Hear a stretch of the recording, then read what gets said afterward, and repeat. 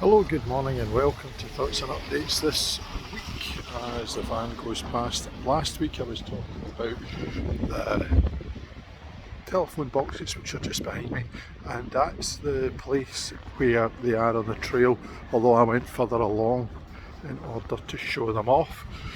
There is the church that I did a couple of weeks ago, and we are now going down into the canal. Now it's quite dark this morning. We are at that point in the seasons where it is very much autumn, it's windy, it's blustery, and heaven knows what it was like in the 19th century when they were building this particular canal, taking goods from Glasgow to Edinburgh and no doubt returning with others. So this is a canal that is man-made, although nature, of course, as always does, abhors a vacuum, so it has filled it with lots of lovely and wonderful things in here, which is just fantastic to see in any urban setting. And of course it was an idea that took some kind of traction in the 18th century. It was begun in 1768, took 22 years to connect Glasgow to Edinburgh.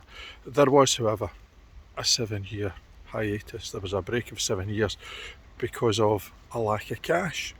Now, when I did this before, I was along at the basin, at South Bank Basin, I believe, which is where the marina now is, which is across the road from where I live, or across the canal. It's not really a road, I suppose, but in 18th and 19th century terms it would have been the equivalent of a road, a way in which you took two of the greatest cities within Scotland and connected them, gave them an opportunity to provide commerce between the two, which would have been vital as we got into the Industrial Revolution, and indeed looking at how we were able to provide employment for people, opportunities for people, travel, widening your own perspective, ensuring that we have some kind of understanding of other people around us. And as I'm walking along here, I'm getting closer and closer to a piece of artwork called Abstraction, which I did about a year or so ago, which was painted here as part of the trials and the trails, in order to remind us of the industrial past. It was based upon a drawing from the Lion Foundry, which of course was responsible, going back to those telephone boxes, for the creation of those telephone boxes. And this feat of incredible engineering, which is nearly 300 years old, nearly 3 centuries, continues to provide employment for people, continues to be a vital part. As I walk under an underpass where above me is now a lot of traffic, to remind us again of just exactly how industry drives things forward.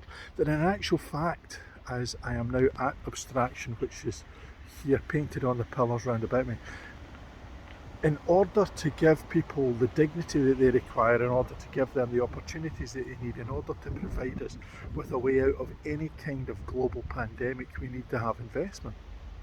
Now, the Scottish Government has demonstrated at times that it's got that message, as it used funds in order to provide the opportunities that the M74 motorway and infrastructure projects that provided employment and construction and so on. And it is perhaps that as an opportunity as we come out of this pandemic that we should be looking to provide people with the opportunity of employment. From employment comes dignity, from dignity comes spend, from spend comes increased opportunity, and from increased opportunity, that investment should pay dividends as we see people start to take a pride in who they are, a pride in what they can provide, and a pride in their own families. And that infrastructure begets good health. So it's not just an investment in doing things that we need, that are physical, it's an investment in the very people that we need to help build back not just the infrastructure but also the health the miasma of different opportunities gives us a chance to provide those in greatest need with the greatest support, dignity. That dignity is important because without it, people can't look positively towards the future. And over the last few decades, I think that we have lost a lot of that. We found ourselves not providing people with the dignity that we should be giving them to provide them with the opportunity. Why? Because we've been penny pinching, because we've been talking about how it is needed to reduce the amount we spend because we're in debt, because we put money in banks, because we backed the wrong horse, because we invested unwisely. And yet we tell people that these are the very things they shouldn't do. Yet government within the United Kingdom has done precisely that. They have not invested wisely. Time is now. It's COP26, which is in Glasgow, which is a city just a stone throw away from here. If you had a very big catapult, I'll give you that, but it is close enough to a stone's throw away from here. Talk about green jobs, about investment, about doing something to change the direction of travel that we have in terms of the environment. Wouldn't it be fantastic to see ourselves not only in Scotland leading the way in terms of green energy, which we do, but in terms of putting the mental health of our people at the heart of a recovery that provides people with the dignity upon which they can stand to put a hand down below to those who feel undignified and haul them up. And how do we do it? Investment, I think. You may think differently, others do. So, as this trail takes me down onto the canal, a man-made 3 centuries old edifice with art along its way to remind us of the places round about us that provided that impetus for industrial change. Next, it's a feat of modern engineering, the like of which has been seen throughout the world and is therefore not particularly surprising.